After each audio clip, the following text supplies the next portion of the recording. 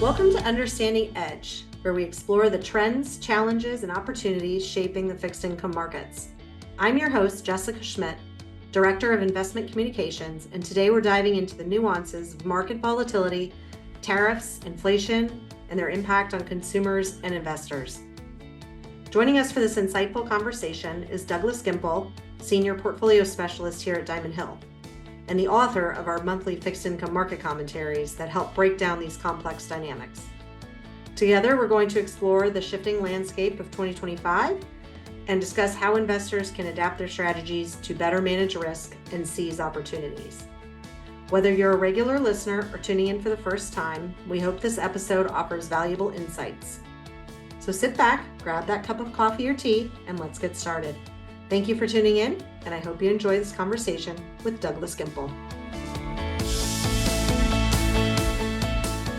Hey, Doug, welcome back to the podcast. Thanks, Jess, as always, for having me. It's always fun being here. Well, great. We're going to get a good update today on fixed income markets and what's going on in the macro environment. But to kick us off, can you walk us through some of the key factors that contributed to the market volatility that we saw in April, and maybe even more importantly, now that it's the 20th of May, how things are looking today? Yeah, where to start, really? By now, we all know the impact of Liberation Day, when President Trump announced tariffs across the board for anyone and everyone that is doing business with the United States. The resulting day-to-day fluctuations in the equity markets, the fixed income markets, were reminiscent of kind of the worst days of COVID and the financial crisis. But by the end of the month, we had a bit more clarity on the implementation of tariffs, and the markets had kind of stabilized. Note that a bit more clarity is a relative term, as we went from the most aggressive form of tariffs since the Smoot-Hawley days in 1930 to a blanket, quote, sort of amnesty as negotiations began. The S&P 500 was down more than 11% through the first week of April before rallying to finish the month near even, rebounding with the announcement of the 90-day postponement of reciprocal tariffs. But remember that the blanket 10% tariffs remain in place. The fixed income markets went on a roller coaster ride in April, with the 2-year the yield pushing as high as nearly 4% during the month before ending at 3.6%. The 10-year Treasury was pretty much unchanged during the month, starting at 4.21%, reaching as high as 4.5%, as well as low as 4%, and finishing at 4.16%. So not a huge change there. Spreads in the risk sectors of the fixed income market pushed out significantly before pulling back and stabilizing as the markets kind of steadied into the end of the month, as we've been talking about. So after spending much of 2024 and the early part of 2025 rallying, spread sectors experienced some what I would consider overdue widening in the early days of April before calming down and settling in at a slightly higher level than they were when they began the month. And just as the markets had adjusted to this new reality of what appeared to be ever-changing tariffs, their potential impact on inflation and the labor market, Moody's finally joined S&P and Fitch in downgrading the U.S. government debt to essentially AA+. As listeners will recall, S&P was the first rating agency to move on U.S. debt back in, it was August 5th of 2011, while Fitch downgraded on August 1st of 2023. Moody's is a bit late to the party, as you can see, and their action simply served as a not so gentle reminder of the U.S.'s known deficit issues. As we've become acclimated to the knee-jerk reactions in the market thanks to the April experience, it shouldn't come as a surprise that the Treasury market sold off in the initial opening period after the announcement, but finished that trading day slightly lower in yield across the curve. Okay, well, let's talk about some of those macroeconomic factors, with inflation being obviously one of the key ones. It's cooled off, but still certainly above the Fed's long-term target. How do you see the Federal Reserve balancing this dual mandate of trying to control inflation and keep it low and reach that target while also supporting employment in the labor market? This is a really challenging question. And the Fed has so far, I think, been proven correct in its approach to managing the future path of interest rates. Patience and data dependency have been the key words associated with the Fed recently, and despite the ongoing assault from the executive branch pushing the Fed to lower rates. Powell's most recent press conference focused on, the surprise that was felt not just by the Fed, but also by the overall markets at how aggressive the initial tariff levels were. If we remove the angst and uncertainty tied to tariffs and we just examine the mandate of the Federal Reserve, we can see that there's a very challenging path ahead based on the current labor market and the status of inflation. I've heard it discussed a couple of different ways, kind of analogies. There's a fork in the road with inflation on one side and the labor market on the other. Or you can think of a soccer goalie facing a penalty shot and having to decide which direction to jump based on the nuanced movements from the kicker. Mhm. Either way you look at it, there's a decision to make in the coming months, and you're not going to have the full set of data to make the right decision, essentially. Higher than targeted inflation is traditionally attacked by increasing rates in order to slow things down and bring inflation back in line with targets. The Federal Reserve's aggressive tightening campaign in 2022 is the most recent example of this approach. As we all know, the Fed funds rate was increased 425 basis points in 2022 and an additional 100 basis points in 2023 to combat the COVID-induced runaway inflation. Another example would be kind of the late 70s, early 80s battles against rampant inflation by then Chairman Paul Volcker. While inflation has cooled more recently, as you said, Jess, last month's data shows it's holding the line at 2.8%, well ahead of the 2% Fed targeted level. Tariffs do have the potential to ramp up inflation with a vengeance, though the pace and extent of the impact are going to be up for debate for the next several months. We've already heard from Target and Walmart that price increases will be passed through to the consumer, as these retail firms operate at pretty tight margins and they can't absorb the entirety of the impact of tariffs. With uncertainty clouding the inflation outlook, the Fed remains on the sidelines, ready to move if and when it is needed. On the labor market side of the equation, it's a bit of a different story. The labor market continues to show resilience, averaging, around 153,000 jobs added per month over the last 12 months, with the unemployment rate, holding in this range of 3.9 to 4.2% range, well below the historic average of 5.7% from 1948 to 2025. But the dual-edged sword of DOGE, staffing reductions, and potential downsizing in anticipation of the impact of tariffs could lead to higher rates of unemployment in the coming months and a slowdown in the labor market. And historically, we can look to periods like the bursting of the dot-com bubble to the global financial crisis to the COVID pandemic to see how the Federal Reserve reacts to increases in the unemployment rate. And while the labor market has held strong in the years since the worst of the COVID pandemic, a potential increase in the unemployment rate could rattle markets and force the Fed to choose between these two very different paths: raising rates in order to battle inflation or lowering rates in order to alleviate any potential strain in the labor markets. Do you have any information, Doug, from historical situations in which way they've leaned? Have we seen this kind of environment before? Well, I mean, you could look at the 70s and the 80s and, that time period, the stagflation, which is a word that's getting thrown around quite a bit more these days. I think that's a great example of what we could see. And as we all know, the Fed took a very aggressive approach and raised rates, which was incredibly unpopular at the time. Volcker was vilified, received death threats.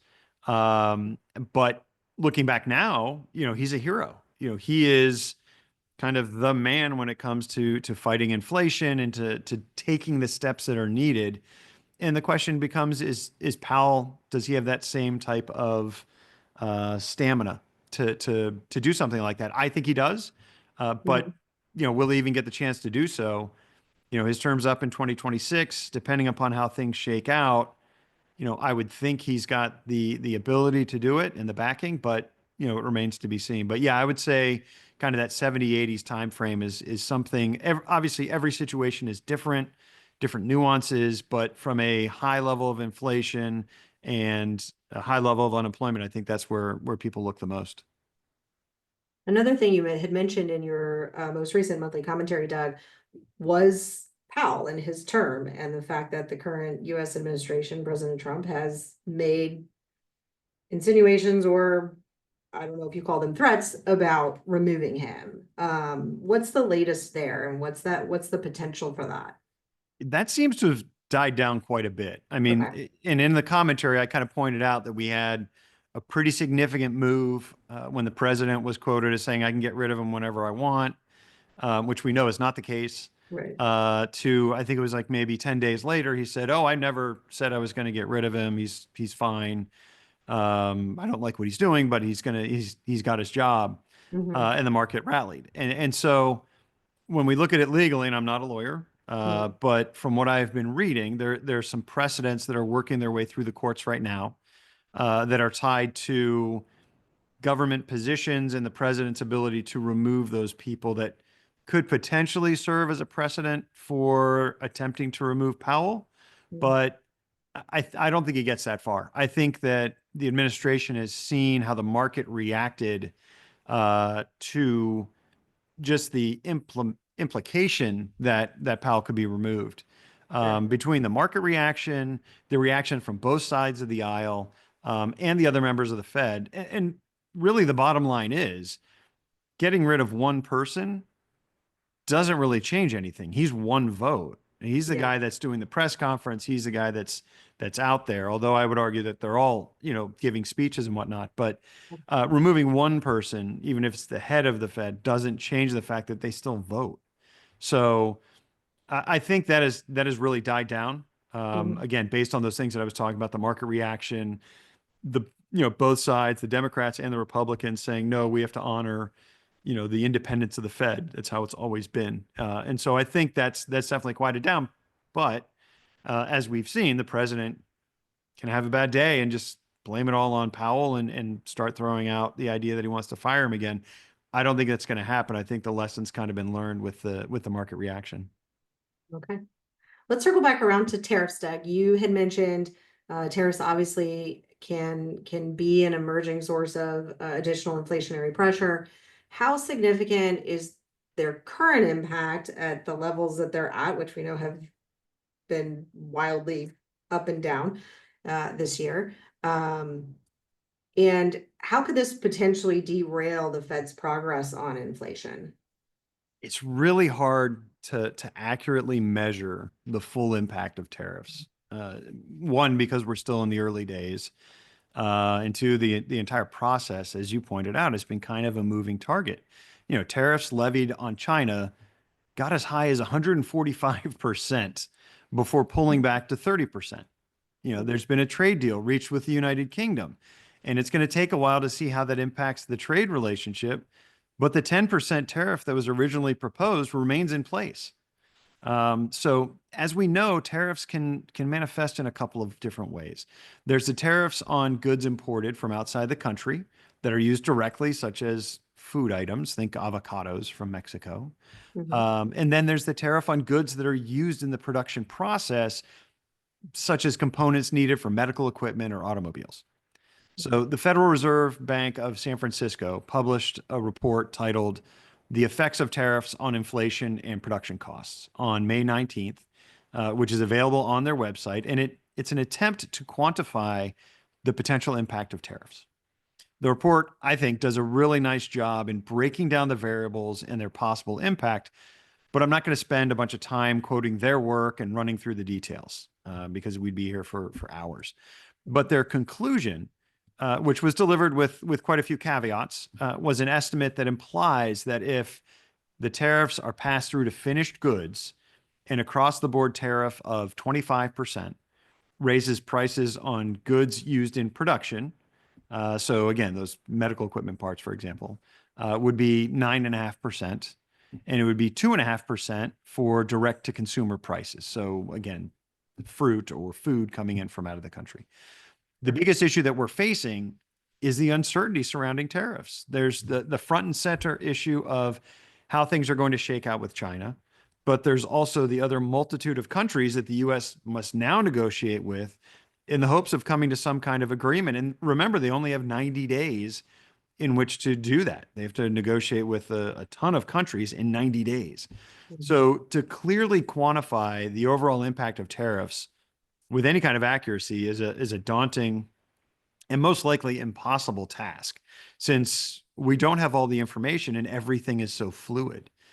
At the end of the day, any level of tariffs above and beyond where we were prior to Liberation Day is most likely going to be inflationary. We just don't know the severity or the length of that impact. Let's talk a little bit about that impact, more to the consumers. We obviously all know supply chains were heavily disrupted during the COVID pandemic, chasing down toilet paper at any store that you could find it at. And are we starting to see new challenges due to tariffs impacting the supply chains? And what kind of shortages or disruptions could we potentially see on store shelves, and how that's going to affect the consumer in the months ahead? Yeah, who would have thought that we would all become supply and logistics experts in tracking down toilet paper and disinfectant wipes, Right. which was the go-to. Um, but this is one of the concerns on top of that inflationary impact. How are companies going to handle the increase in prices? Mhm. We learned as we were just talking about through COVID, but also, the grounding, and people forget about this, the grounding of the container ship Ever Given that shut down the Suez Canal for 6 days. We learned how susceptible the global supply chain is to any kind of disruption.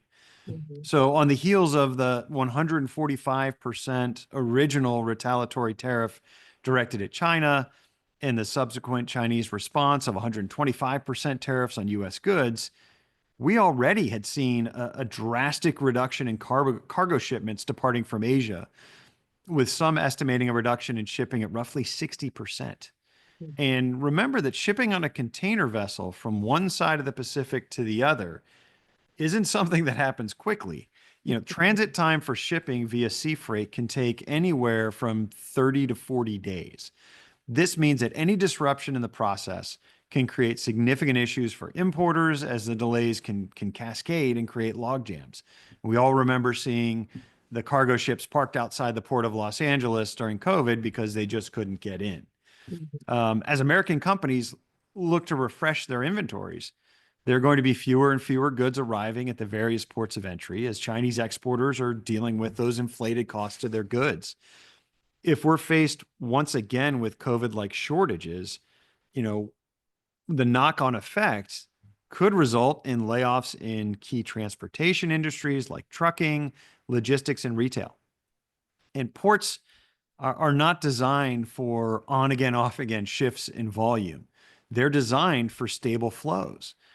And the timing for the tariffs really couldn't be worse, as March and April are the months when suppliers begin to increase inventory for the second half of the year to fill orders for holidays and back to school shopping because of, again, that timing of getting things from one place to the other. With the uncertainty surrounding the timing and final level of tariffs, importers reliant on global trade are kind of frozen. And this could begin to manifest itself on store shelves and retail centers. And I think where you're really going to see it are these small businesses.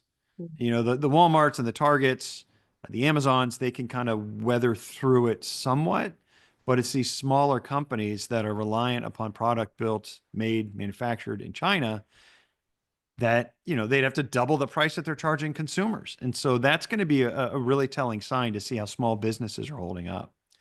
But, even, excuse me, even the most recently announced shift in the tariff stance between the United States and China, it may not be enough to prevent, the disruption to the economy, though it could reduce the impact. On Mother's Day, it was Mother's Day weekend. The talks in Geneva resulted in significant reduction to the initial tariff levels, with the reciprocal tariff on China dropping to 20%, though the 20% tariff imposed on China over its role in the fentanyl trade remains in place. So total tariffs levied against China now stand at 30%. Reciprocal tariffs levied by China on the US dropped from 125% on US goods down to 10%. And these levels will last for 90 days while negotiations between the two countries continue. But that's where the concern really comes into play. Will the market euphoria that we all felt in the wake of those reductions, is that going to hold now that we've been given this kind of 90-day reprieve? More importantly, what happens at that 90-day point if nothing has been agreed upon? Are we going to go back to 145 and 125% tariffs? So that uncertainty remaining, as this trade war could heat up once again, is concerning. But there is this glimmer of hope that maybe the worst damage to the global economy has been prevented by kind of this stopgap measure. Well, certainly the outlook remains cloudy. What advice would you give, Doug, to investors to help them mitigate risks and even take advantage of opportunities in the current market environment?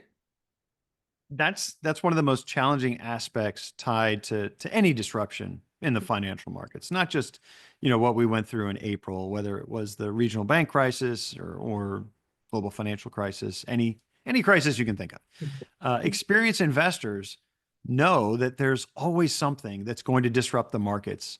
And it's usually, the thing that you least expect.